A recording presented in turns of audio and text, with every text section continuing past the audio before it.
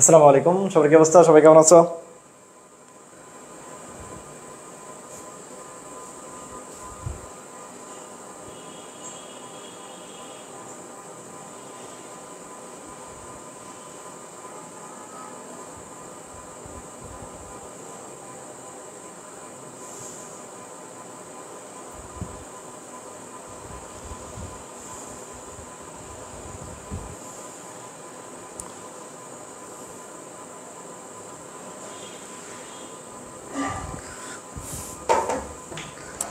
মোবাইলটা দে, মোবাইল।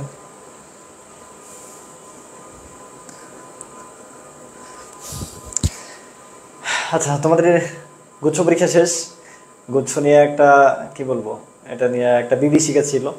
ঠিক আছে, গুচ্ছর পুরো প্রশ্ন প্যাটার্ন থেকে শুরু করে প্রশ্নের সাইজ, প্রশ্নের জায়গা, প্রশ্ন, এগুলা অনেক কিছু, মানে এটা আসলে বলার মতো না। সবার একটা স্বপ্ন থাকে যে গুচ্ছে একটা কিছু ভালো কিছু করবে, বাট ওই স্বপ্নে একদম ঘুরে বালি। যাই হোক, তবে সবচেয়ে মজার কথা যেটা হলো, মানে আমার কাছে মনে হয় সবচেয়ে বাংলাদেশের প্রেক্ষাপটে মানুষ ভাবে যে গুচ্ছ যারা পরীক্ষা দেয় তারা মনে হয় সবচেয়ে একটু কম পারে। বাট আমার আমার ধারণা ঠিক উল্টা। বাংলাদেশের প্রেক্ষাপটে যত ভার্সিটিতে পরীক্ষা হয় তার চেয়ে সবচেয়ে বাজে পরীক্ষা হয়, মানে বাজে সিলেবাসে, বাজে প্রশ্নে, বাজে প্রিন্টে পরীক্ষা হয় হলো গুচ্ছে। এত এত পরীক্ষা দেয়, এত এত, মানে কোটি কোটি টাকার বিজনেস। এর মধ্যেও এরা প্রশ্ন করতে গেলে মানে এত কৃপণতা, মানে এটা কি বলবো, মানে এটা মানে মানা যায় না। ঠিক আছে, এটা আমি নিজেও দুঃখ প্রকাশ করছি, কারণ ওই ছোটো ছোটো ইয়ারে, মানে ফ্রন্টে যখন তুমি পরীক্ষা দিতে যাবা তখন তুমি পরীক্ষা অনেক হেফাজত হয়ে যাবে, তোমার তুমি একটা ক্যালকুলেশন করার জায়গা পাবা না। ঠিক আছে, যে কারণে তোমার অনেকেই মানে পারা প্রশ্ন ভুল করে আসতেছে। একটা প্রশ্ন একটু মনোযোগ নষ্ট হয়ে গেলেই তুমি স্কিপ করে দেখবে অন্য প্রশ্ন দেখে ফেলছো। এই যে ঝামেলাটা, এটা নিয়ে বিগত 2-3 বছর ধরে কথা হইতেছে, বাট এর কোনো সলিউশন নাই। এখন এটা আসলে কিছু বলার নাই। তারপরেও আল্লাহ শুভ বুদ্ধির উদয় হোক, গুচ্ছ কর্তৃপক্ষ যারা আছে তারা এটা ঠিক করুক। ঠিক আছে, এটা চাওয়া পাওয়া থাকবে।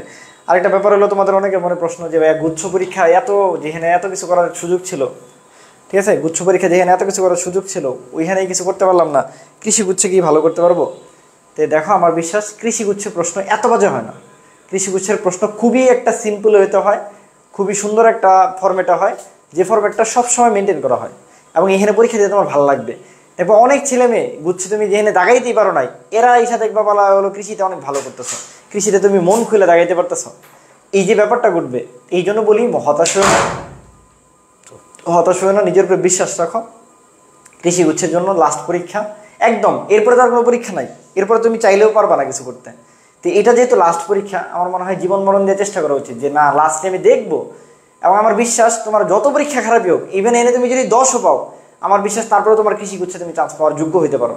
আমি বলতে পারো ভাইয়া এনে এত হাজার হাজার সিটির মধ্যে চান্স পেলাম না, ভাইয়া এটার প্রশ্ন খুবই বাজে ছিল, এটার ফ্রন্ট খুব খারাপ ছিল, এটার টাইম ম্যানেজমেন্ট ঠিক ছিল না, এটাতে আমি এত বেশি ম্যাথ দিছে, সব কিছু ক্যালকুলেটর ইউজ করা যায় না, অনেক অনেক কিছু ছিল। বাট কৃষি গুচ্ছে এই ব্যাপারগুলো খুবই কম থাকে, এবং তুমি একটা সুন্দর ওয়েতে পরীক্ষা দিতে পারবা, যে পরীক্ষার ফলে তোমার ভালো একটা রেজাল্ট আসার সম্ভাবনা থাকে। এবং আজকে তুমি প্রশ্নগুলো দেখো, বায়োলজি প্রশ্নটা দেখলে তোমার মনে হবে যে গুচ্ছেও পরীক্ষা দিছি, আর এটা লাস্ট ইয়ারে কৃষি গুচ্ছে বায়োলজি প্রশ্ন। তুমি আমার সাথে আজকে প্রশ্নগুলো সলভ করো, তোমার কাছে মনে হবে যে আমার এখানে 25-26 পাওয়া একদম ইজি। আর বায়োলজিতে যেহেতু ম্যাক্সিমাম মার্ক, সবচেয়ে বেশি মার্ক হলো বায়োলজিতে 30 মার্ক। এই 30 মার্কে তুমি যদি এনে 25-26 তুলে ফেলতে পারো, আর ম্যাথগুলোতে একদম হুবহু প্রিভিয়াস প্রশ্ন থেকে তুলে দেয়। ঠিক আছে, অনেকে বলে যে মজা করে বলে যে আমি বলি যে নেটওয়ার্ক বই থেকে যদি কেউ মুখস্থ করে যায় তারপরে নাকি কৃষি গুচ্ছে চান্স পাওয়া যাবে, মানে অনেকটা প্রিভিয়াস প্রশ্ন রিলেটেড থাকে আর কি। মানে আমি বলতেছি না এইভাবে পাওয়া যাবে, বাট প্রিভিয়াস প্রশ্নের একটা ডিপেন্ডেন্সি থাকে, প্রিভিয়াস প্রশ্নের একটা কি থাকে, ডিপেন্ডেন্সি থাকে। ক্লিয়ার?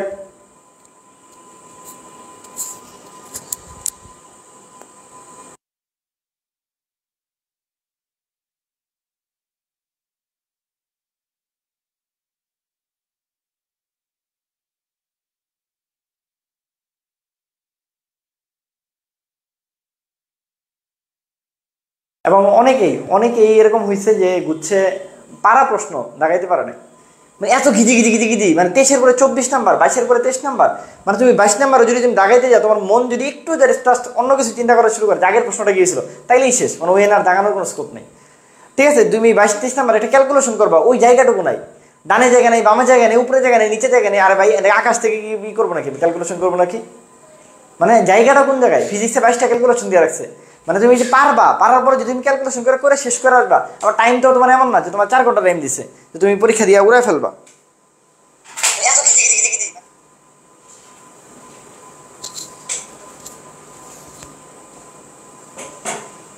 ওইটাই তো বললাম, মুভি মেরে দেখানোর পর আবার প্রশ্ন খুঁজতে হয়। আচ্ছা চলো আমরা এলো, হ্যাঁ সাউন্ড ঠিক আছে, সাউন্ড এখন ঠিক আছে, মাঝখানে অফ করে দিয়েছিলাম একটু। হ্যাঁ আসলে আমরা শুরু করি, ঠিক আছে শুরু করি। দেখো সবচেয়ে মজার কথা হলো যে জীববিজ্ঞানেতে সবচেয়ে বেশি মার্ক থাকে। জীববিজ্ঞানে কি থাকে? সবচেয়ে বেশি মার্ক থাকে। বায়োলজিতে তোমার সর্বোচ্চ মার্ক থাকে। এই বায়োলজিতে তোমার কি থাকে? সর্বোচ্চ কত মার্ক? 30 থাকে। তার মানে 100-র মধ্যে তুমি 30 মার্ক কিসে যাচ্ছে? বায়োলজিতে যাচ্ছে। 100-র মধ্যে 30 মার্ক কি আছে? বায়োলজিতে যাচ্ছে।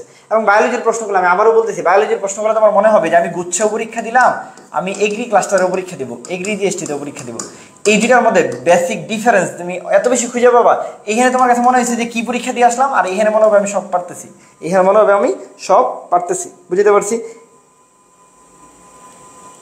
হ্যাঁ হ্যাঁ, negative mark 0.25, negative mark 0.25, same সবার মতোই সেম। হ্যাঁ ওকে। আচ্ছা এখন দেখো কোনটা স্টার্ট কোডন। দেখো প্রশ্নগুলো দেখলেই তোমার কাছে ভালো লাগবে, মনে হবে যে একটা স্ট্যান্ডার্ড একটা প্রশ্নের একটা প্যাটার্নে পরীক্ষা দিচ্ছে, যে কোনটা স্টার্ট কোডন, কোনটা স্টার্ট কোডন। এটা একদম প্রথম অধ্যায়ের একদম বেসিক পড়া, এটা পারে না এরকম সংখ্যা খুবই কম। বলো তো কোনটা স্টার্ট কোডন, দেখি বাকি যারা আছো লাইভে যারা আছো একটু বলো, নিচের কোনটা স্টার্ট কোডন, নিচের কোনটা স্টার্ট কোডন।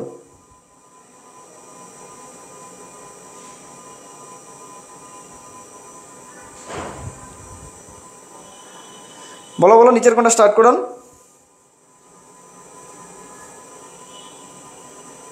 হ্যাঁ ঠিক আছে, এই যে অনেকে মোটামুটি বলে ফেলতেছে। দেখো ইউএ, ঠিক আছে, ইউএজি, ইউজিএ, ঠিক আছে। আমরা বলি আ আগ উগা, তোমার ভাইয়া মজা করে বলতো আ আগ উগা। এই তিনটা কি করে আমার বলা হলো স্টপ কোডন বলা হয়। কেন? কারণ এরা কখনো কি করে না, এরা স্টপ কোডন, এরা হলো সেন্স দেয় না। এই জন্য স্টপ কোডনের অপর নাম বলা হয় ননসেন্স কোডন। স্টপ কোডনের অপর নাম কি? Nonsense codon, nonsense codon.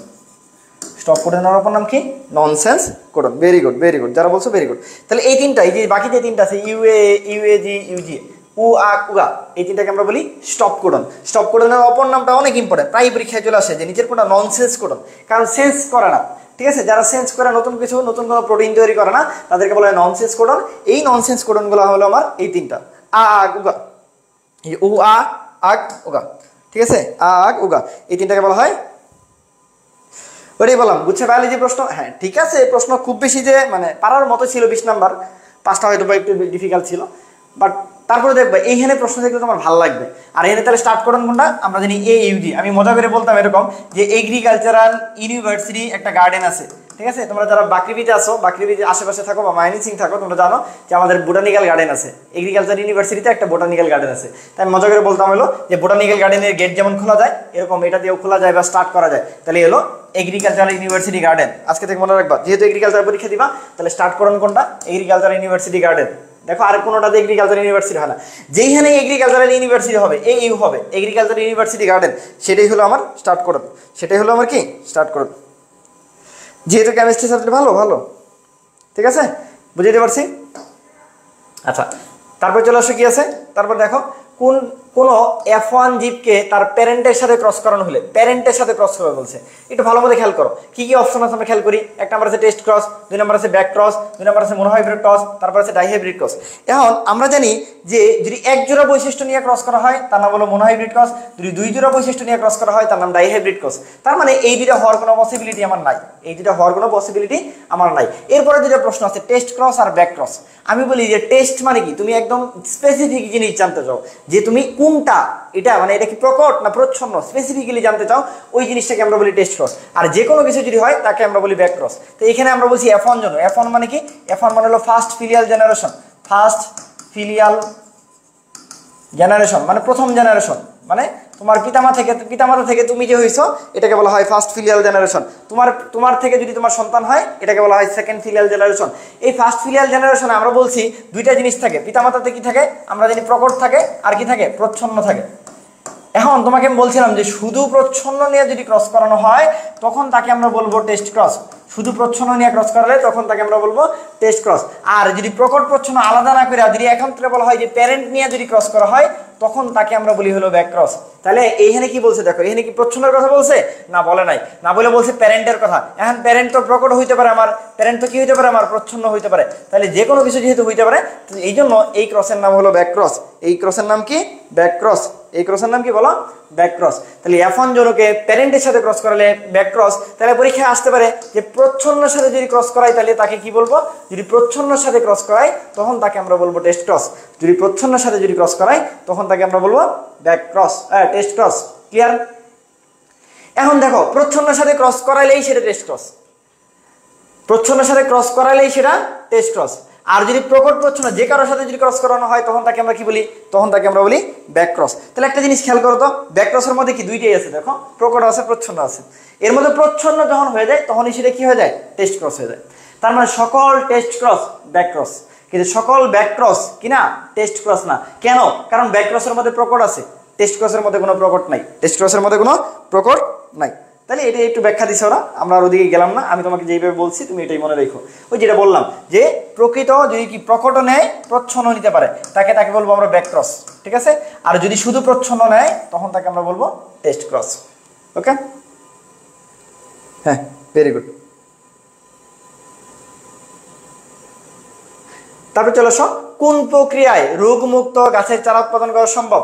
রোগমুক্তর কথা বলছে, বলো রোগমুক্ত কোথায় থাকে? রোগমুক্ত কোথায় থাকে বলো তো? এই রোগমুক্ত কোথায় থাকে বলো?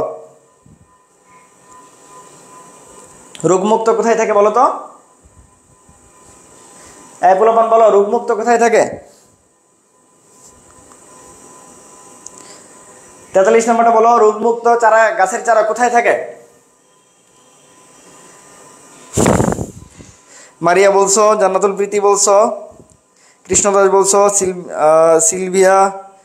ম্যাথ কি দাগাইতে হবে? হ্যাঁ, ম্যাথ দাগাইতেই হবে, এখানে অন্য কোনো অপশন নাই, ম্যাথ দাগাইতেই হবে, ম্যাথ তোমাকে দাগাইতেই হবে, এখানে অন্য কোনো অপশন নাই।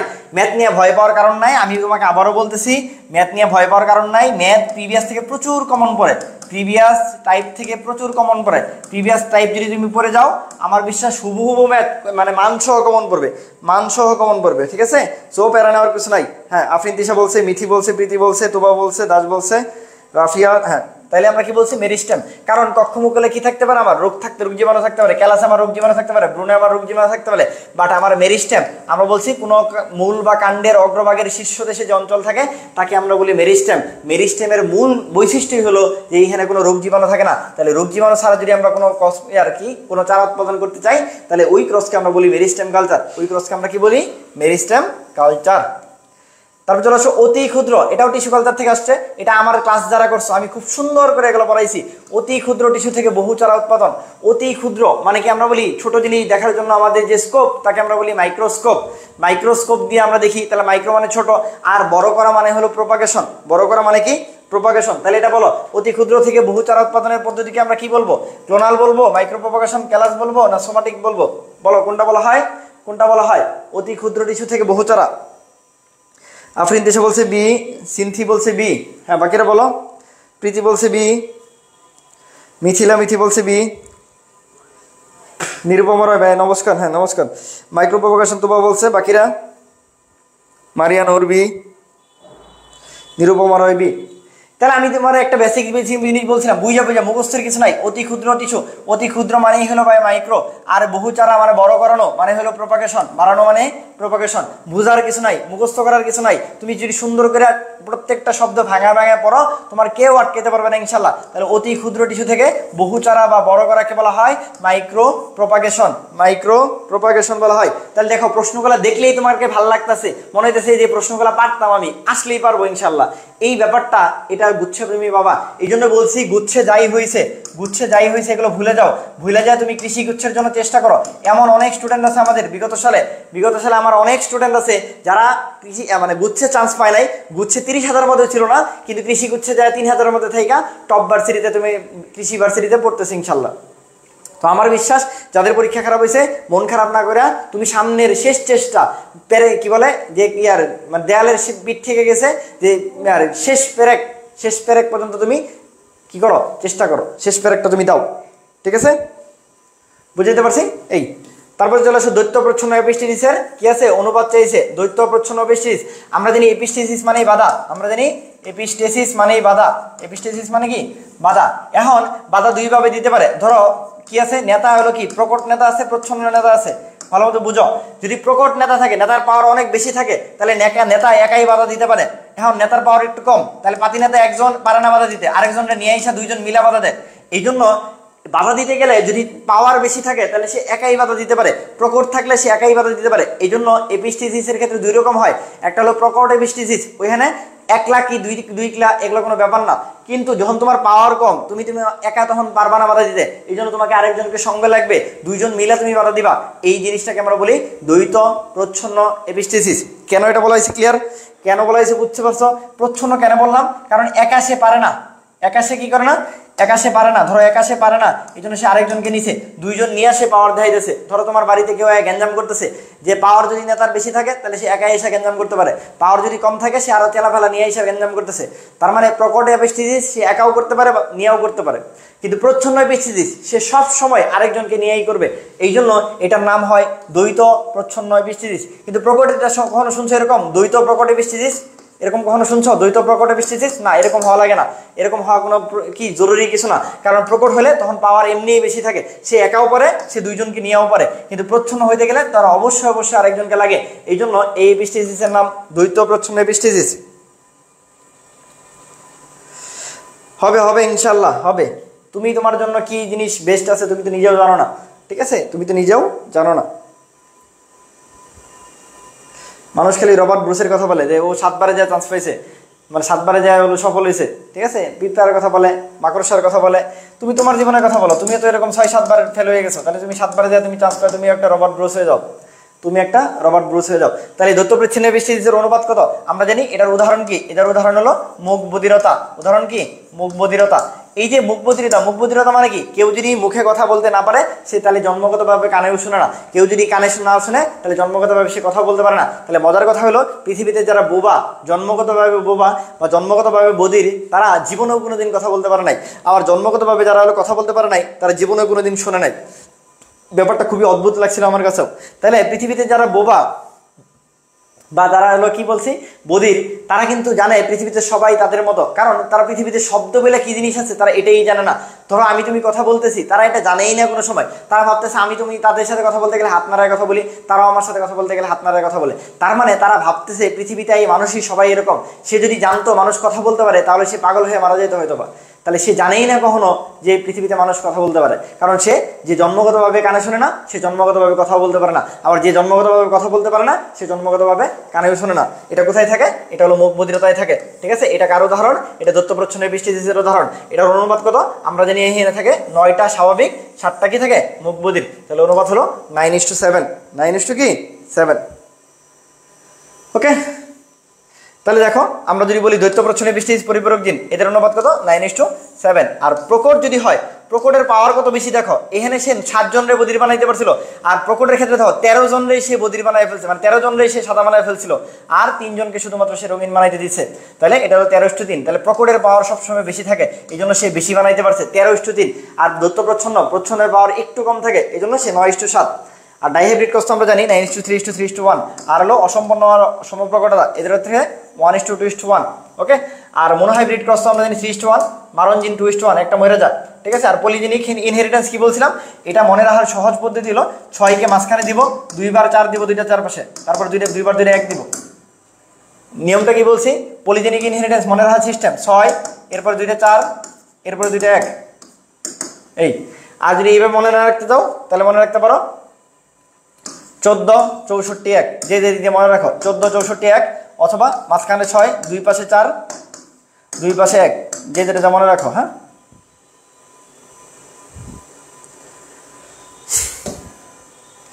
তারপর চলে আসো রিকম্বিনেন্ট প্রযুক্তির মাধ্যমে উৎপাদিত ক্যান্সার চিকিৎসায় কোনটা ব্যবহৃত হয়। দেখো প্রশ্নগুলো দেখলেই মনে হচ্ছে মানে শান্তি লাগতেছে, যে প্রশ্নটা আমি জানি, প্রশ্নটা আমি পারি, প্রশ্নটা আমি পড়ছি, প্রশ্নটা আমার বইয়ে আছে, এইটাই মনে হচ্ছে। তাহলে দেখো আমরা বারবার বলতেছি যে কৃষি গুচ্ছের প্রশ্ন খুবই সহজ, মানে খুবই সহজ বলবো না, খুবই স্ট্যান্ডার্ড হয়, যেটা গুচ্ছ পরীক্ষায় এটা মানে না। গুচ্ছ পরীক্ষার প্রশ্ন দেখলে মনে হয় যে থাপড়ায় আসি, মানে এত ফালতু প্রশ্ন, এত ফালতু প্রিন্ট, এত মানে কি বলবো, সব টাইম ম্যানেজমেন্ট শুরু করে সব কিছু সব এলোমেলো, ঠিক আছে? তো সেই তুলনায় কৃষিগুচ্ছের পরীক্ষার প্রশ্ন প্যাটার্নই অনেক সুন্দর হয়।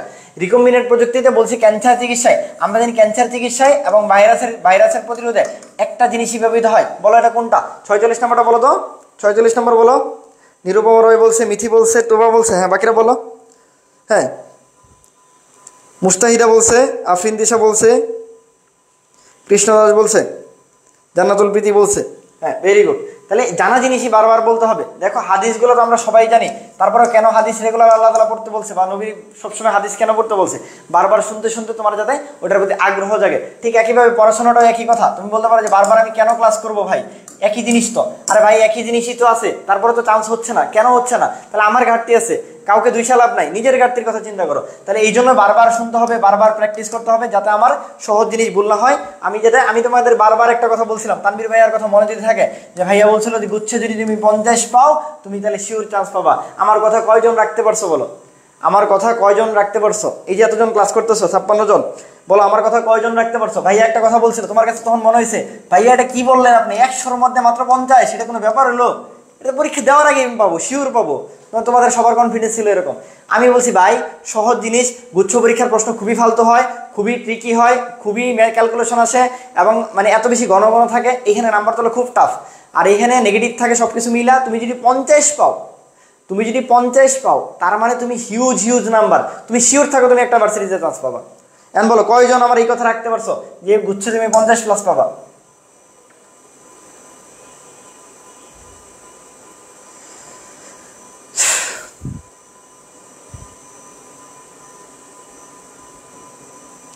ঠিক আছে, তো এটাই বললাম আলটিমেটলি। ঠিক আছে, সহজ জিনিসকে সহজভাবে চিন্তা করতে হবে। তাহলে ক্যান্সার চিকিৎসায় আমরা জানি একটা জিনিসই ব্যবহৃত হয় আমার, সেটার নাম ইন্টারফেরন। আই থিঙ্ক এটা সবাই পড়ছো। তাহলে ইন্টারফেরন একটা প্রতিরক্ষামূলক প্রোটিন। এই প্রোটিনটাই আমরা বলি, সুন্দর করে যদি বলি, এটাকে বলা হয় গ্লাইকোপ্রোটিন। এটা হলো গ্লাইকোপ্রোটিন। এটা দুইটা চিকিৎসায় ব্যবহৃত হয়, একটা ক্যান্সার একটা ভাইরাস।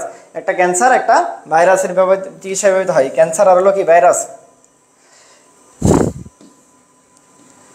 ওকে, তারপর চলো শোন, নিচের কোনটা একাধিক নিউক্লিয়াস থাকে? আমরা জানি একাধিক নিউক্লিয়াস বিশিষ্ট কোষগুলোকে বলা হয় সিনোসাইট। একাধিক নিউক্লিয়াস বিশিষ্ট কোষগুলোকে বলা হয় সিনোসাইট। এটা যদি প্রাণী কোষে থাকে তখন তাকে বলা হয় প্লাজমোডিয়াম। প্রাণী কোষে যদি থাকে তখন তাকে বলা হয় প্লাজমোডিয়াম। আর এটা যদি হলো কি থাকে আমার, এটা যদি আমার ম্যালেরিয়াতে থাকে, তখন আমরা তাকে বলি সাইজন্ট।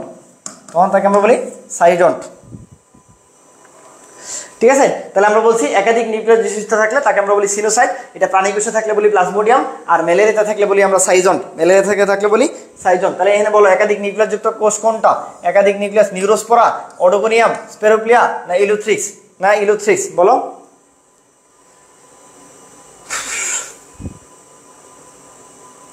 সিনথি বলছি সি, নরি বলছি সি।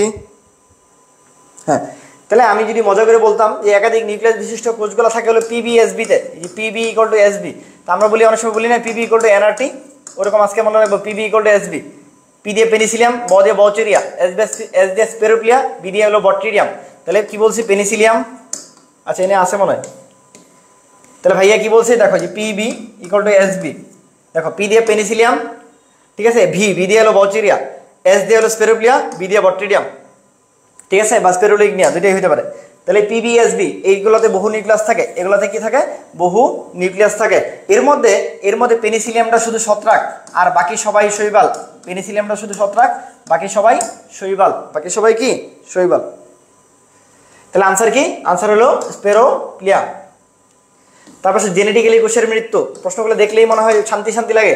প্রশ্নগুলো দেখলেই কোনো প্রশ্ন, একটা প্রশ্ন তোমার কাছে মনে হইতেছে খুব ফালতু প্রশ্ন আসছে, একটা প্রশ্ন ফালতু আসে নাই। প্রত্যেকটা প্রশ্ন দেখতে মনে হচ্ছে যে স্ট্যান্ডার্ড একটা প্রশ্ন আসছে।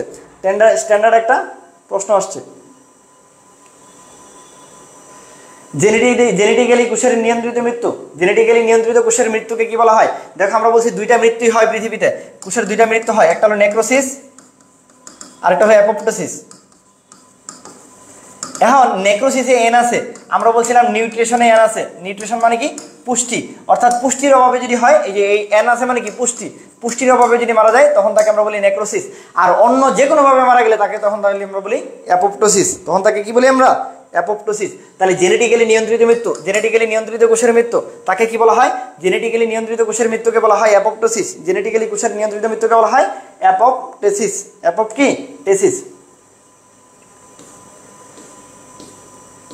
তারপর কোন কোষ বিভাজনে কি আছে?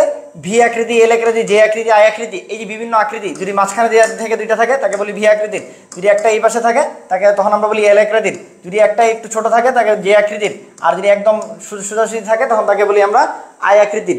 এই যে আমরা আকৃতিগুলো বলি, এই আকৃতিগুলো কোন পর্যায়ে থাকে বলো? এটা সহজ প্রশ্ন একদম। কোষ বিভাজনের কোন পর্যায়ে বি আকৃতি, এল আকৃতি, জে আকৃতি, আই আকৃতি থাকে? আফরিন দেশা বলছে ডি। এই যে এরকম প্রশ্ন করলে পারতা, এটা কৃষির প্রশ্ন। দেখি কৃষিতে কতটুকু পারো, কৃষিতে কতটুকু পারো। কৃষিতে এই টাইপের প্রশ্নই আসবে, কৃষিতে এই টাইপের প্রশ্নই আসবে, কৃষিতে এই টাইপের প্রশ্ন আসবে। আমরা জানি মেটাফেজ এরকম কিছু ঘটনা, টেলিফেজে ঘটনা, প্রোফেজে ঘটনা, তাহলে ঘটে কই? অ্যানাফেজ। কারণ অ্যানাফেজের অপর নাম গতি পর্যায়। অ্যানাফেজের অপর নাম কি? গতি পর্যায়। অ্যানাফেজের অপর নাম গতি পর্যায়। অ্যানাফেজের অপর নাম কি? গতি পর্যায়। এইবার তোমাদের যে প্রশ্নটা আসছিল প্রোমেটাফেজ থেকে, বলছিল স্পিন্ডল যন্ত্রের সৃষ্টি হয়, এখানে অ্যাস্টার তন্তু বিচ্ছুরিত হয়। কি হয়? অ্যাস্টার তন্তু বিচ্ছুরিত হয়। এটা আসছিল যে অ্যাস্টার রশ্মি কোথায় বিচ্ছুরিত হয়। এটাও যে খুব বেশি কঠিন প্রশ্ন ছিল ব্যাপারটা এমন ছিল না, কিন্তু পারলেই মানে এমনি পারা উচিত ছিল, খুব কঠিন প্রশ্ন এটা। তাহলে অ্যাস্টার তন্তু বিচ্ছুরিত হয় প্রোমেটাফেজে। অ্যাস্টার তন্তু বিচ্ছুরিত হয় কোথায়? প্রোমেটাফেজে।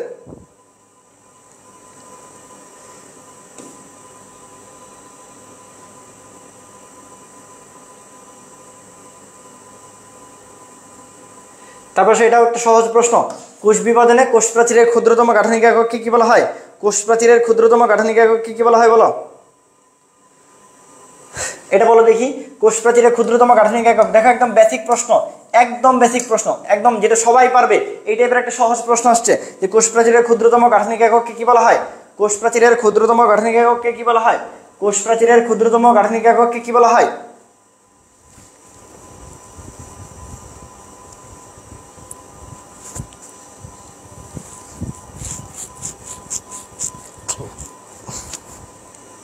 প্রীতি বলছে এ, মিথি বলছে এ, সিনথি এ, সিলভিয়া এ, শিমু এ। হ্যাঁ, ভেরি গুড। তাহলে এটাকে বলা হয় হলো ক্রিস্টালাইন মাইসিলি। যদি সুন্দর ভাষায় বলি তাহলে এটার নাম কি? এটার নাম হলো ক্রিস্টালাইন মাইসিলি। এখন দেখি আমি ক্রিস্টালাইন মাইসিলি আছে কিনা। এখন দেখি মাইক্রোফাইব্রিল না, ফাইব্রিল না, ফাইবার না, তাহলে মাইসিলি আছে, কিন্তু ক্রিস্টালাইন মাইসিলি নাই। ক্রিস্টালাইন মাইসিলিও থাকতে পারে অথবা শুধু মাইসিলি থাকতে পারে। তো আনসার কি আছে? শুধু মাইসিলি আছে। সো আমার আনসার কি হবে? মাইসিলি। আনসার কি হবে? মাইসিলি। ক্লিয়ার? মাইসিলি। কালকে এখন রেগুলারলি 5 তারিখ আমাদের মেন। আচ্ছা একটু বলে নেই তোমাদের, আমাদের এগ্রি স্টার 2.0 চলতেছে না? এগ্রি স্টার 2.0 এটাতে আমাদের ভর্তি চলতেছে, যেটার কোর্স ফি 1999 টাকা। একটা 500 টাকা ছাড়ে তোমার হলো চলতেছে 1599 টাকা। ঠিক আছে, 1599 টাকা, 400 টাকা ছাড়ে 1599 টাকা চলতেছে। এই যে 1599 টাকা এই কোর্সটা চলতেছে, এই কোর্সের ক্লাস শুরু হবে আমাদের 5 মে থেকে। এই 5 মের আগে এই 4 মে পর্যন্ত আমরা প্রতিদিনই আমরা কি করব? কোশ্চেন সলভ করব। কালকে কেমিস্ট্রি হবে ইনশাল্লাহ। কালকে কি হবে? কেমিস্ট্রি থেকে দেখাবো লাস্ট ইয়ারে কি আসছে, লাস্ট ইয়ারে কি প্রশ্ন আসছে তোমাদের কালকে দেখাবো ইনশাল্লাহ। তাহলে কালকে কেমিস্ট্রি লেকচার হবে, কেমিস্ট্রির প্রশ্ন সলভ দেখবো। কেন দেখা উচিত? লাস্ট ইয়ারের প্রশ্নটা খুব ভালো মতো 1000 বার দেখা উচিত, যে কেমনে প্রশ্ন আসছে, কই থেকে প্রশ্ন আসছে, কোন জায়গা থেকে প্রশ্ন আসছে। তাহলে তুমি বুঝতে পারবা। ওকে, তাহলে যারা ভর্তি হও নাই দ্রুত ভর্তি হয়ে যাও। একটা অফার চলতেছে, এই অফারে দ্রুত ভর্তি হয়ে যাও। ঠিক আছে, তারপর চলে আসো। কোষ বিভাজনের কোন পর্যায়ে সিনাপসিস ঘটে বলো? কোন পর্যায়ে সিনাপসিস ঘটে? দ্বিতীয় অধ্যায় থেকে আসছে, খুব সহজ একটা প্রশ্ন। বলো কোন পর্যায়ে কি বলছি? কোন পর্যায়ে আমাদের কি ঘটে? সিনাপসিস ঘটে। কোন পর্যায়ে সিনাপসিস ঘটে বলো?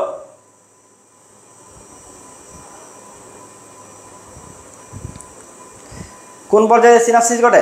আমরা জানি লেপটোটিন মানে হলো সুতার মতো, তাহলে এটা বাদ। সুতাতে আসলে কিছু হয় না, জোড়া হয় না। ডিপ্লোটিন এটা তো হইতেছে না, ডায়াকাইনেসিস এটা তো হইতেছে না, তাহলে হইতেছে কই? আমরা বলি জাইগল মানে হলো জোয়াল না তো সোয়াল মানে হলো জোড়া। এখন আমরা সিনাপসিসের মূল ঘটনা কি? যে আমরা জানি দুইটা ক্রোমোজোম যখন একসাথে আসে, একটা মাতৃ থেকে একটা পিতা থেকে, তখন ওই জোড়াটাকে বলা হয় বাইভ্যালেন্ট, আর ওই প্রক্রিয়াটাকে বলা হয় হলো কি? সিনাপসিস। তাহলে সিনাপসিস ঘটে কোথায়? জাইগোটিনে ঘটে। সিনাপসিস কোথায় ঘটে বলো? জাইগোটিনে ঘটে। ভেরি গুড, যারা বি বলছো ভেরি গুড। তাহলে কোথায় ঘটে সিনাপসিস? জাইগোটিনে ঘটে। তাহলে বুঝে যদি বলি জাইগোল মানে চোয়াল বা জোড়াতেই তো জোড়াটাই কি ঘটবে? জোড়া হবে। জোড়া হওয়াটাকে বাইভ্যালেন্ট বলছি, ওই প্রক্রিয়াটাকে সিনাপসিস বলছি। তারপর হলো পেঁয়াজের মূলে কয়টা ক্রোমোজোম থাকে? পেঁয়াজের মূলে যারা আমার ক্লাস করছো তাদেরকে আমি গুনায়ে দেখাইছি, দ্বিতীয় অধ্যায়ে আমার যারা ক্লাস করছো তাদেরকে আমি গুনায়ে দেখাইছি যে প্লাবন গুণ যে কয়টা থাকে। বলো পেঁয়াজের মূলে মেটাফেজ পর্যায়ে ক্রোমোজোম সংখ্যা কয়টা থাকে? এটা তোমাকে একটু কনফিউশন করার জন্য বলছে। মেটাফেজ কিছু না। বলো পেঁয়াজের মূলে ক্রোমোজোম সংখ্যা কয়টা? পেঁয়াজের মূলে ক্রোমোজোম সংখ্যা কয়টা? প্রীতি বলছে ডি। আচ্ছা ওকে, বাকিরা? অদ্রিতা বলছে ফার্স্টে চান্স হয়ে যাবে। আচ্ছা D D D D D, very good. কারণ আমি বলছি না, তোমরা দরকার পড়লে বইয়ে দ্বিতীয় অধ্যায়ে সবার শেষের পেজে তোমাদের এখানে চিত্র দেওয়া আছে, দেখবে না ক্রোমোজোমের এরকম সংখ্যা দেওয়া আছে, দরকার পড়লে গুনবা, একদিন গুনলেই মনে থাকবে। দেখো গুইনা দেখবা 16টা হয়েছে, কয়টা আছে? 16টাই হবে। গুনবা, আজকে সবাই গুনবা, যে হলো বের করে গুনবা, তাহলে সারা জীবন কোনোদিন ভুল হবে না। তাহলে পেঁয়াজের মূলে ক্রোমোজোম সংখ্যা কয়টা? 16টা থাকে। পেঁয়াজের মূলে ক্রোমোজোম সংখ্যা কয়টা? 16টা থাকে। ঠিক আছে। তারপরে চলে আসো পাতায় পানি পত্ররন্ধ্রের অবস্থান। পাতায় পানি পত্ররন্ধ্রের অবস্থান। আর এটা আমার প্রথম অধ্যায়ে আমি যখন পড়াবো তখন তোমাদের পড়াই দিব। এটা এখন 2-3টা পড়ে লাভ নাই, আমি পুরো বক্স পড়াই দিব এটা ইনশাল্লাহ। পুরো বক্স তোমাকে এটা পড়াই দিব, আমি পুরো বক্স পড়াই দিব ইনশাল্লাহ, এটা নিয়ে প্যারা নিও না। এইটা এখন পড়াইলে তোমার 2-3টা পড়ে মুখস্থ করে লাভ নাই, পুরো বক্স পড়াবো। আমার ক্লাসে এখন আমি প্রথমটুক পড়াই নেই, শেষটুক পড়াই নেই, শেষটুক যখন পড়াবো তখন ইনশাল্লাহ পুরো বক্স পড়াই দিব। ঠিক আছে, যারা আমার প্রাইভেট গ্রুপে আসো আমি তোমাদের পড়াই দিব ইনশাল্লাহ। তারপর পানি পত্ররন্ধ্রের অবস্থান। দেখো পানি পত্ররন্ধ্র বলছে, পত্ররন্ধ্র বলে নাই। এখন পত্ররন্ধ্র কিন্তু উপরেও থাকে নিচেও থাকে, কারণ এখান থেকে পানি বাষ্পাগার নিচ দিয়ে যায়, উপরে দিয়ে যায়, সব দিক দিয়ে যায়। কিন্তু বলছে পানি পত্ররন্ধ্র মানে হাইডা থ্রোটের কথা বলছে, হাইডা থ্রোট পানি পত্ররন্ধ্র দিয়ে যেটা হয়। এখন এই হাইডা থ্রোট বা পানি নির্গমন এটা কি দিয়ে হয় বলো?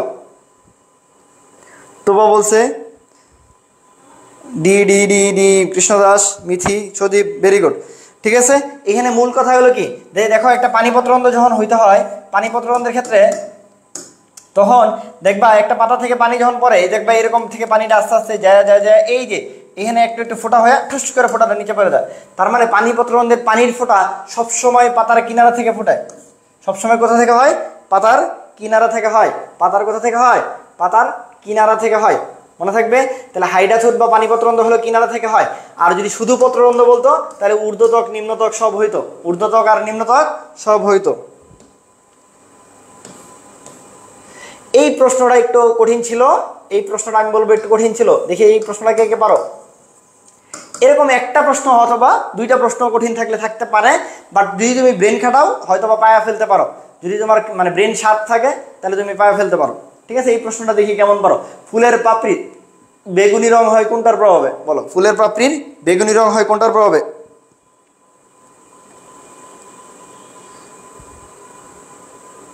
ঠিক আছে,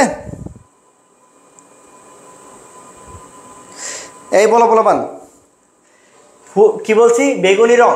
এখন দেখো আমরা জানি এগুলো কি, অপশনগুলো খেয়াল করি, নিউট্রাল, অ্যাসিডিক, ক্ষারীয়, জেন্থোফিল। আমরা জানি জেন্থোফিলটা হলুদ হয়, তাহলে এটা প্রথমেই বাদ। এখন বাকি হলো এই 3টা তো আমি জানি না কখনো, তাহলে এটা কিভাবে আনসার করব? এটা দেখো খুব ট্রিকি একটা প্রশ্ন। কেউ যদি ঠান্ডা মাথায় চিন্তা করে, আমরা ছোটবেলাতে পড়ছি এনি খেলা। এনি খেলা নাম শুনছো তো? এনি খেলা কারা কারা নাম শুনছো? এই বলো মানে এনি খেলার নাম শুনছো কে কে? এনি খেলার নাম কে কে শুনছো? হ্যাঁ, এ তো বলছো, বুঝতে পারছি। এনি খেলার নাম কে কে শুনছো? দেখো এই দিয়ে হলো অ্যাসিড। অ্যাসিড নীলকে লাল করে। অ্যাসিড তাহলে কি করে? নীলকে লাল করে। তাহলে অ্যাসিডিক পিএইচ আসলে কি করে? লাল করে। খালা, খার হলো লালকে নীল করে, তাহলে ক্ষারীয় পিএইচ কি করে? নীল করে। তার মানে এটাও আনসার না, এটাও আনসার না। তাহলে আমার বলছে বেগুনি, তার মানে আনসার আমার নিউট্রাল পিএইচ। কেউ যদি কেমিস্ট্রির ক্যান খাটায়, তাহলেও সে পেরে যাবে। কেউ যদি কেমিস্ট্রির ক্যান খাটায় তাহলেও সে পেরে যাবে। বুঝতে পারছি? কেউ যদি কেমিস্ট্রির ক্যান খাটায়, এটা দিয়ে মনে রাখতাম হলো যে কোন লিটমাসকে কি করে? এনি খেলা মানে হলো অ্যাসিড নীলকে লাল করে, আর খালা মানে হলো খার লালকে নীল করে। খার হলো লালকে নীল করে। এটা আমাদের এক স্যার মজা করে পড়াইতো, এনি খেলা অ্যাসিড নীলকে লাল করে, খার লালকে নীল করে। তার মানে অ্যাসিড নীলকে লাল করতেছে, তাহলে অ্যাসিডের কালার হবে লাল। ক্ষারীয়টা কি লালরে নীল করে, তাহলে ক্ষারীয়র কালার হবে নীল। আর নিউট্রাল যেহেতু, এটার কালার হবে বেগুনি। ক্লিয়ার এটুক?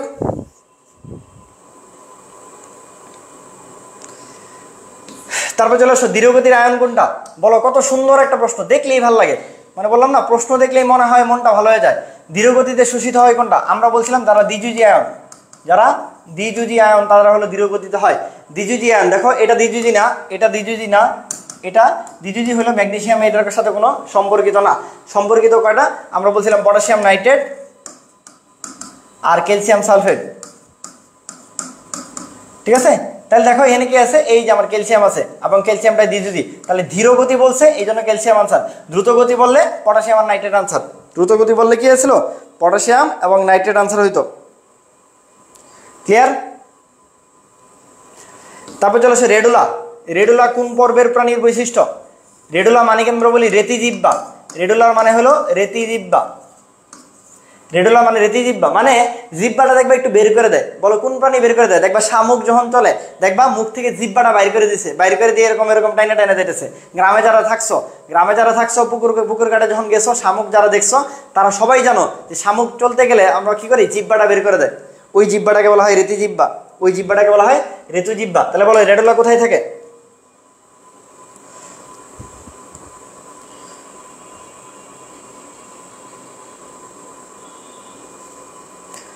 এ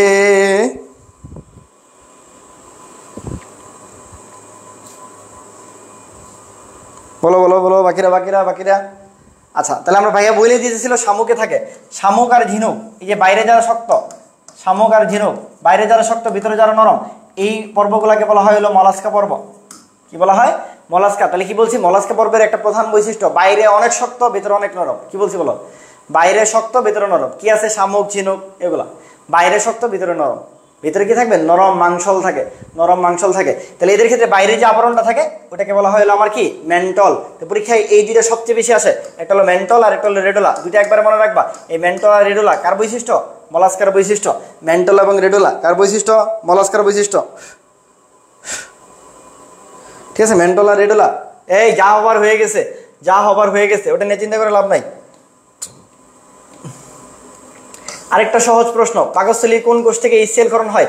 এই HCl আমার সবচেয়ে বেশি মানে কি দরকারি জিনিস। HCl না থাকলে আমরা হলো কি বাঁচতে পারতাম না। HCl আছে, যেমন আমরা এই এত কিছু খাই, বিষ মিষ যা খাইতেছি সব উড়াই দিতেছে কে? আমার HCl। এই HCl পাকস্থলী কোন কোষ থেকে আসে? বলো, দ্রুত বলো। 57 নম্বর, এটা সহজ প্রশ্ন, সবাই পারবা ইনশাল্লাহ। 57 নম্বর বলো। এই যা হবার হয়ে গেছে, past is past. Umme Habiba বলছে B, Nirupama Roy B, very good. প্যারাইটাল, সিলভিয়া, মিথি। বাকিরা দ্রুত দ্রুত দ্রুত কমেন্ট করো। এটা খুবই খুবই খুবই খুবই ইম্পর্টেন্ট। হ্যাঁ, কোন কোষ থেকে আসে? আমরা বলি হলো প্যারাইটাল কোষ থেকে আসে। এই প্যারাইটাল কোষের অপর নামই হলো অক্সেন্টিক কোষ। অক্সেন্টিক কোষ বা প্যারাইটাল কোষ থেকে আমার হলো কি HCl ক্ষরণ হয়, আমার HCl ক্ষরণ হয়। আর এখান থেকে আরেকটা প্রশ্ন প্রচুর আসে, তাহলে চিফ কোষ থেকে কি আসে? চিপ কোষ বা জামাই। যে জামাই হলো সবসময় চিপ। ধরো মেয়ের জামাই, দেখবা বলো তোমার মায়ের কাছে তোমার মেয়ের জামাই, তোমার চেয়ে তোমার ভবিষ্যতে যখন জামাই হবে তোমার চেয়ে দেখবা তোমার জামাইরে বেশি প্রায়োরিটি দিচ্ছে। যে জামাই আসলে কি খাইতে দিবা? পেপসি খাইতে দিবা। জামাই আসলে কি করবা? পেপসি খাইতে দিবা। তাহলে জাইমোজেনিক কোষ কি করে? পেপসি খাইতে দেয়। তাহলে পেপসি নয়, জাইমোজেনিক কোষ পেপসি নয়। আর বাকিগুলো সহজ। আর প্যারাইটাল থেকে কি আসে? HCl আসে। প্যারাইটাল থেকে কি আসে? HCl আসে। এই দুটা মাস্ট মনে রাখবা। প্যারাইটাল থেকে HCl আসে। প্যারাইটাল থেকে কি আসে? HCl আসে।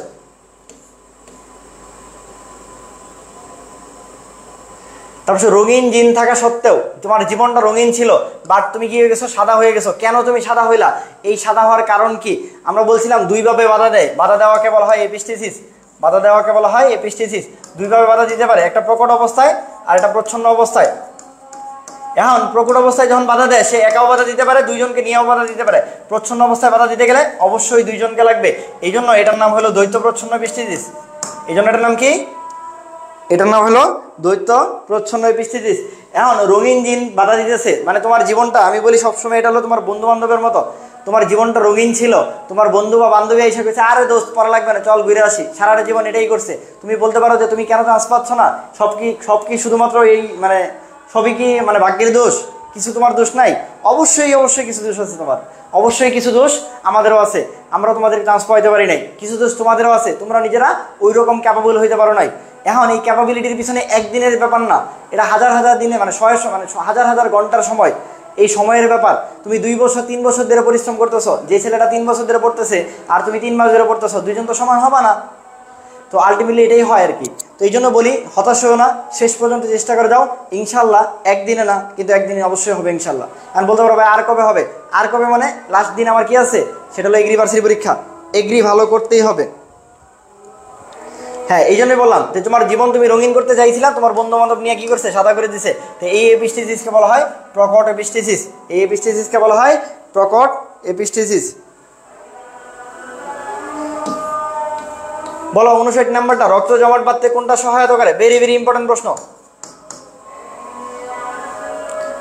আজানটা শেষ হোক, আনসার দিতে থাকো। বলো কোনটা রক্ত জমাট বাঁধতে কোনটা সহায়তা করে?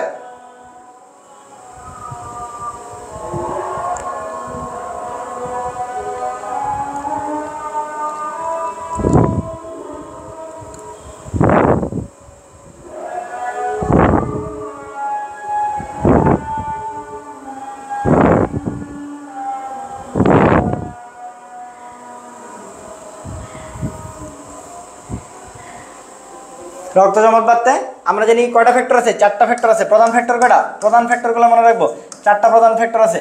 ঠিক আছে, আমি বলি এরকম মজা করে যে ফুল পরে কি করে, আমরা বলি হলো থুপ করে, না আমি বলি থুপ করে। তুমি যেভাবে আসবে ওইভাবে মনে রাখো। ফুল দিয়ে ফাইব্রিনোজেন, প দিয়ে প্রথম বিন, থ দিয়ে থ্রোম্বোপ্লাস্টিন। কারণ টুপ দিয়ে অনেকে থ্রোম্বোপ্লাস্টিন মিলাইতে পারে না, ট দিয়ে থ্রোম্বোপ্লাস্টিন হয় না, মানে ইংলিশে টি হয়। তো এই জন্য আমি বলি থুপ করে মনে রাখবা, মানে ফুল অনেকগুলো একসাথে পড়ে, তাহলে ফুল পরে থুপ করে, তাহলে থ্রোম্বোপ্লাস্টিন আর করে দেয় ক্যালসিয়াম। এই যে আমার ক্যালসিয়াম, এটাই আমার রক্ত সংবহনে সহায়তা করে, এটাই আমার রক্ত সংবহনে সহায়তা করে। অনেক সময় এই প্রশ্ন একটু ঘুরে আসে, কোন ভিটামিন করে? ভিটামিনের কথা আসলে আনসার মনে রাখবা ভিটামিন কে। কোন ভিটামিন করে বলো? রক্ত জমাট বাঁধতে কোন ভিটামিন কাজ করে? আনসার হলো ভিটামিন কে। আর হলো কি বলছি, কোন আয়ন কাজ করে? আনসার হলো কি বলছি, ক্যালসিয়াম। অনেকেই কে দেখা কে জায়গায় ফেলতেছিল, না রে ভাই এটা পটাশিয়াম, এটা পটাশিয়াম আর এটা হলো ভিটামিন কে, দুইটার মধ্যে হিউজ ডিফারেন্স।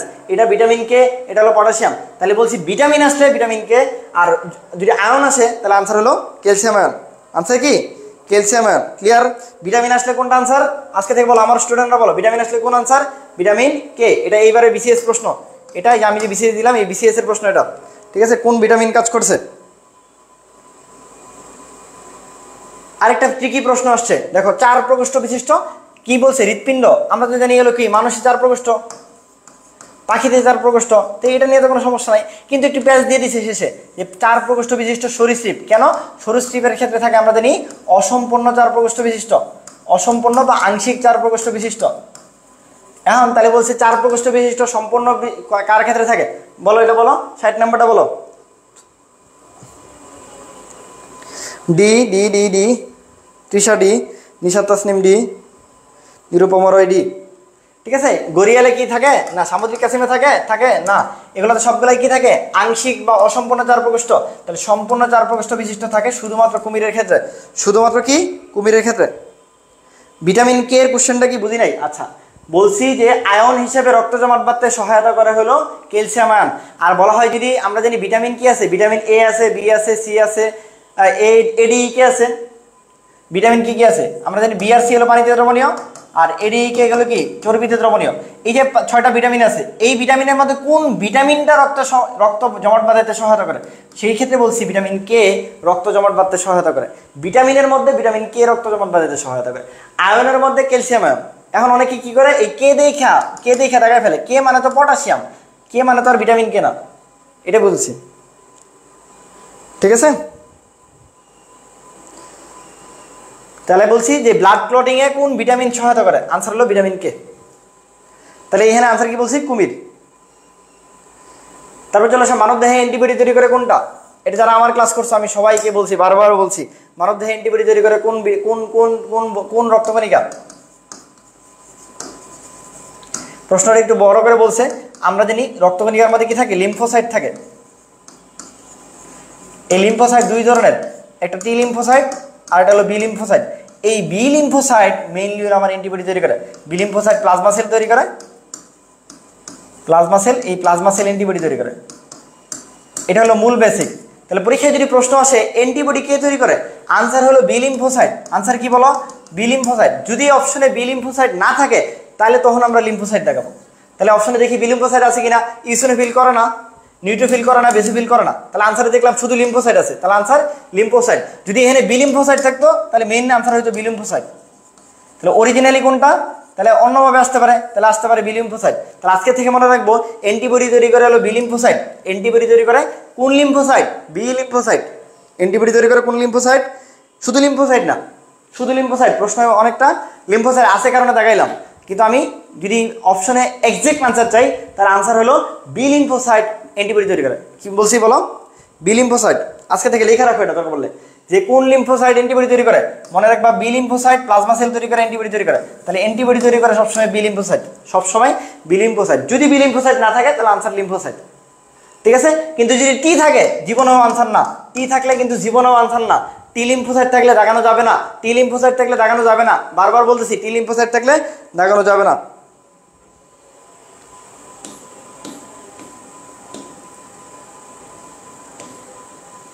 এটা এই গতবারের মেডিকেল কোশ্চেন আসছিল না, দেখো মেডিকেল প্রশ্নের পরে যে মেডিকেল প্রশ্ন থেকে একটা রিপিটেশন হয়, দেখো মেডিকেল পরীক্ষা সবসময় আগে হয়, মেডিকেল প্রশ্ন এটা আসছিল মনে আছে কিনা, যে কার ক্ষেত্রে একটা এক্স ক্রোমোজোম কম থাকে, কার ক্ষেত্রে একটা এক্স ক্রোমোজোম কম থাকে। তুমি যদি চিত্রটা খেয়াল করো, এই যে এক্স এক্স এক্স ও, এই দেখো একটা এক্স ক্রোমোজোম কম, তার একটা এক্স ক্রোমোজোম কম কোন জায়গায় থাকে, এক্স এক্স এক্স ও পদ্ধতি। ঠিক একইভাবে প্রশ্নটা একটু ঘুরে আসছে যে গাসপুরিং এর স্ত্রীলিঙ্গ নির্ধারণ করে বা লিঙ্গ নির্ধারণ করে কোন পদ্ধতি, বলো এটা আনসার কি? 62 নম্বর আনসার কি? B B. তৃষা বলছো, তাসনিম বলছো, প্রীতি বলছো, মুস্তাহিদা বলছো, Sylvia, Shimu, Sinthi, very good. তাহলে এটাই মেডিকেল আসছিল, এই জন্য মেডিকেল প্রশ্ন যারা গুচ্ছ পরীক্ষা দিবা কৃষি গুচ্ছ, তারা অবশ্যই অবশ্যই মেডিকেল প্রশ্ন ভালো মতো দেখবা, ডেন্টাল প্রশ্ন ভালো মতো দেখবা, গুচ্ছ প্রশ্ন ভালো মতো দেখবা, ডিইউ এর প্রশ্ন ভালো মতো দেখবা, জেইউ এর প্রশ্ন ভালো মতো দেখবা। এই প্রশ্নগুলো দেখে গেলেও অনেক কিছু কমন পাবা, ঠিক আছে? তাহলে এটা হলো এক্স এক্স এক্স ও পদ্ধতি। তারপর অস্থির সাথে পেশির সংযোগ, অস্থির সাথে পেশির সংযোগ কোনটা? অস্থির সাথে পেশির সংযোগ বলো। এটা একটা ইনফিনিটি স্টার টপিক, এটা আসবে এই পরীক্ষায়, আসবে এই পরীক্ষায়। অস্থির সাথে পেশির সংযোগ কোনটা? অস্থির সাথে পেশির সংযোগ কোনটা? 63 নম্বরটা বলো, অস্থির সাথে পেশির সংযোগ কোনটা?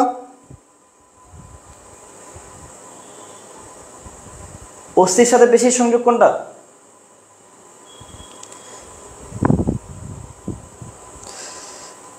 এ তৃষা বলছে, তাসনিম বলছে, অদ্রি বলছে, প্রীতি। এগ্রির জন্য বেসিক বই যা আছে তাই পড়বা, অন্য কোনো বই না, যা পড়তেছিল তাই পড়বা। আর প্রশ্ন ব্যাংকের জন্য নেটওয়ার্ক পড়বা, প্রশ্ন ব্যাংকের জন্য নেটওয়ার্ক, বাকি হলো যা বই পড়ছো তাই। তাই আমি বলি দেখো, যে অস্থিকে যদি তুমি মেয়ে ধরো, পেশিকে যদি তুমি ছেলে ধরো, তাহলে মেয়ে ছেলের প্রতি হলো কি থাকে, আকর্ষণ থাকে, তাহলে তাদের মধ্যে টানাটানি সম্পর্ক, তাদের মধ্যে কি টানাটানি সম্পর্ক। আর কি আছে? অস্থি আর অস্থি, মানে ইংরেজিতে বললে বোন আর বোন। দেখবা দুই বোনে কি করে, সারাদিন হলো ঝগড়া লাগালাগি করে। তাহলে বোন আর বোন থাকলে আমরা বলি লাগালাগি করে, মানে সারাদিন হলো কি করে, ঠিক আছে, ঝগড়া লাগালাগি করে। তাহলে এই নাকি লিগামেন্ট থাকে, তাহলে লিগামেন্ট হলো অস্থি অস্থি। আর টানাটানি কখন করে? ছেলে মেয়ে হলে। তাহলে অস্থি আর বেশি হলে টানাটানি করে, অস্থি আর বেশি হলে কি টানাটানি করে, ঠিক আছে? তাহলে লিগামেন্ট হলো লাগালাগি, কি বোন বোন, বোন বোন হলে ঝগড়া লাগালাগি করে, এই জন্য কি লিগামেন্ট। আর অস্থি বেশি টেন্ডন। শ্বসনের কোন স্থানে গ্যাসের বিনিময় হয়? আমরা বলছি একটা জায়গায় আছে, একটা জায়গা থেকে প্রশ্ন আসে। 64 নম্বরটা বলো, একটা জায়গা থেকে প্রশ্ন আসে, একটা জায়গা থেকে প্রশ্ন আসে, সেটা হলো শ্বসনের কোন জায়গায় গ্যাসের বিনিময় ঘটে, শ্বসনের কোন জায়গায় গ্যাসের বিনিময় ঘটে।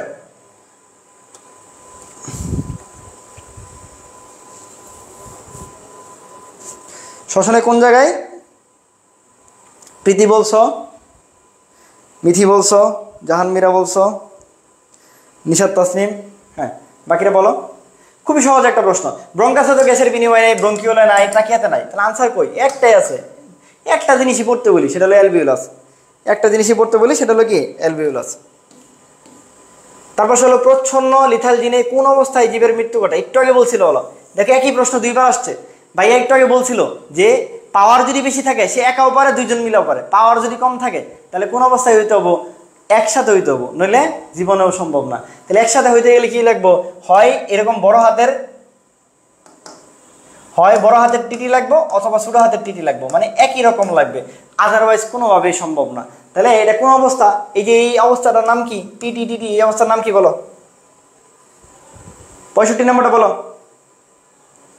ভাইয়া বলছে, ভাইয়ার আগের কথাটাই এটা আসছে, একই প্রশ্ন দুইবার আসছে, যে প্রচ্ছন্ন অবস্থায় পাতিনেতার পাওয়ার কম, এই জন্য সে একসাথে নিয়ে দুইজন মিলে কাজ করে, দুইজন মিলে একই রকম কাজ করে। এখন যদি যে এটা হলো কি, এটা প্রকট অবস্থায় সে এরকম কাজ করতে পারে, কিন্তু প্রচ্ছন্ন অবস্থায় তাকে অবশ্যই এরকম হইতে হবে, প্রচ্ছন্ন অবস্থায় অবশ্যই কি হতে হবে, একসাথে থাকতে হবে, একসাথে থাকতে হবে।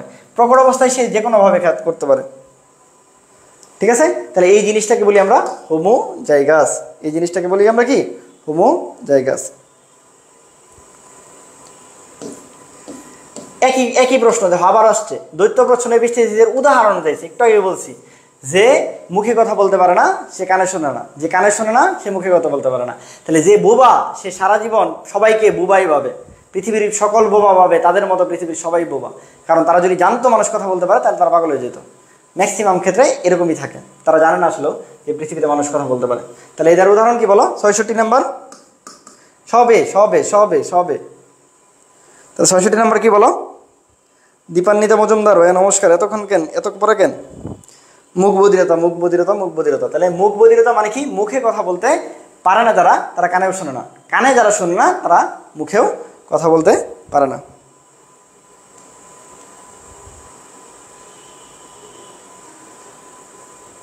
তারপর চলে আসো আদম সাপেল। এর আগে দিন তোমাদের পড়াইছি আমি, যারা আমার ম্যারাথন ক্লাস করছো, আমি বলছিলাম আদম সাপেল কেন, কারণ আদম আলাইহিস সালাম, আমরা যারা মুসলমান আছি আমরা যারা জানি যে জান্নাত থেকে বের করে দিয়েছিল কেন, আপেলটা খাওয়ার কারণে। ঠিক আছে, তো এই হাওয়া আলাইহিস সালাম পুরোটা খেয়ে ফেলছিল, এই জন্য মেয়েদের ক্ষেত্রে এখানে কোনো কি থাকে না, উঁচু থাকে না। কিন্তু আদম আলাইহিস সালাম গলাতে চাপ দিয়ে ধরছিল, ওই জন্য এই গলায় যে ছেলেদের উঁচু থাকে এইটাকে বলা হয় আদম সাপেল। কি বলা হয়, আদম আলাইহিস সালামের নাম অনুসারে এটাকে বলা হয় আদম সাপেল। এটা কোথায় থাকে বলো, এটা কোথায় থাকে? তৃষা বলছো, মীরা বলছো, বাকিরা সিলভিয়া বলছো, বাকিরা বলো, বাকিরা বলো কোথায় থাকে?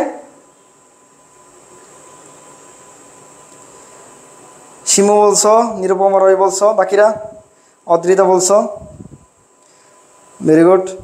হ্যাঁ, এটা তো নাকে কোনোদিন থাকে, এই নাকে কোনোদিন আদম সাপেল নাকে এরকম ফুলে গেছে সে জীবনেও না, বেষ্টি বলে থাকে না, না থাকলো বিলের জীবনেও না। তাহলে আনসার কই, ষড়যন্ত্র অথবা আসতে পারে ল্যারিংস, ল্যারিংস অথবা ষড়যন্ত্র, ল্যারিংস অথবা কি ষড়যন্ত্র। তারপরে চলে এসো, কোন প্রাণীর স্বাভাবিক কোনো মৃত্যু নাই, মানে মারলেও মরে না, কাটতে কাটতে কাটতে কাটতে কাটতে আমি বলছি 0.0004 মিলিমিটারও যদি থাকে তাও সে বেঁচেও যায়, তাও সে বেঁচে যায়, 0.004 মিলিমিটার পর্যন্ত বাঁচতে পারে। তাহলে স্বাভাবিক মৃত্যু নাই কার? আমরা যদি শামুকরা মেরে ফেলি, চ্যাপটা মারা ফেলি, শামুক মরে যাবে, জুকরে চ্যাপটা বানায় ফেলি মরে যাবে, স্টারফিশে চ্যাপটা বানায় ফেলি মরে যাবে। কিন্তু হাইড্রারে যদি চ্যাপটা বানায় তুমি এত ছোটো বানায় ফেলো, তারপরে ওখানে তার একটা নতুন হাইড্রা হয়ে যাবে। ঠিক আছে, তাহলে বলো, তাহলে স্বাভাবিক মৃত্যু নাই কার? স্বাভাবিক মৃত্যু নাই, স্বাভাবিক মৃত্যু নাই কার? সিলভিয়া, শিমু, তুবা। হ্যাঁ, তাহলে এটা হলো হাইড্রার। ঠিক আছে, তারপরে গাছফড়িং এর দৈহিক বৃদ্ধির জন্য বারবার খোলস বদলানোর প্রক্রিয়ার নাম কি? বারবার খোলস কেন? ধরো হলো আমার একবার বড় হয়েছি, এরপরে আরেকটু বড় হইতে যাবো, তাহলে এই খোলসটা বাদ দিতে হয়, পরে আরেকবার বড় হয়েছি, পরে এই খোলসটা বাদ দিতে হয়, আরেকবার বড় হয়েছি, এই খোলস বাদ দিতে হয়, আরেকবার বড় হয়েছি, এই খোলস বাদ দিতে হয়, 2 4, আরেকবার বড় হয়েছি, এই খোলস বাদ দিতে হয়, তাহলে পঞ্চমবারের মতো খোলস, ঠিক আছে, পঞ্চমবারের মতো খোলস মোচন করতে হয়। এই খোলস মোচন যে হয়েছে এটাকে কি বলা হয় বলো তো?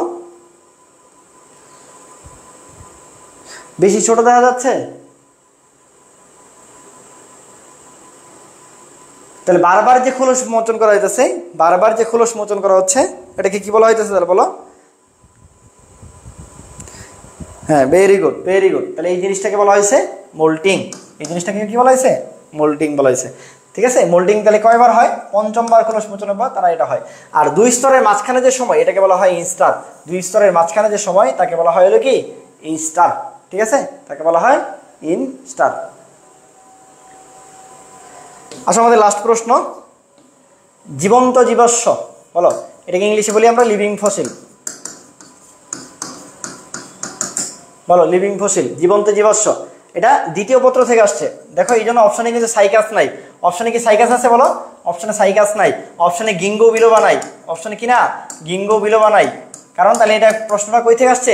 প্রশ্নটা দ্বিতীয় পত্র থেকে আসছে। কোথা থেকে আসছে? 11তম অধ্যায় থেকে আসছে, জিনতত্ত্ব আর বিবর্তন থেকে আসছে, বিবর্তনের লাস্টে থেকে আসছে, বিবর্তনের লাস্টে থেকে আসছে। তাহলে বলো এটার আনসার কি? জীবন্ত জীবাশ্ম কোনটা? জীবন্ত জীবাশ্ম কোনটা বলো তো?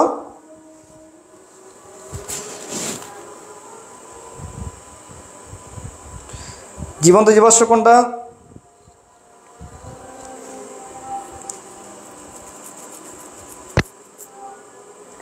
প্রশ্নটা কই থেকে আসছে বুঝছো কিনা?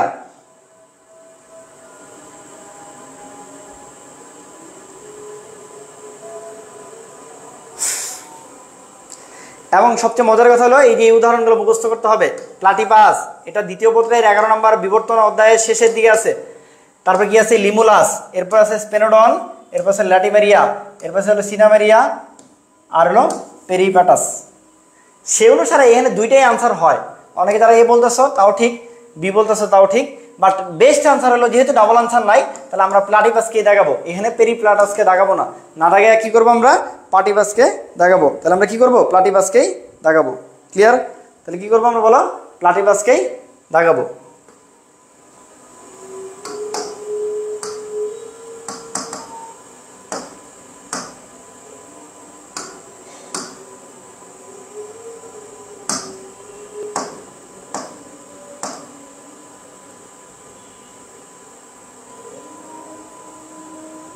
আরে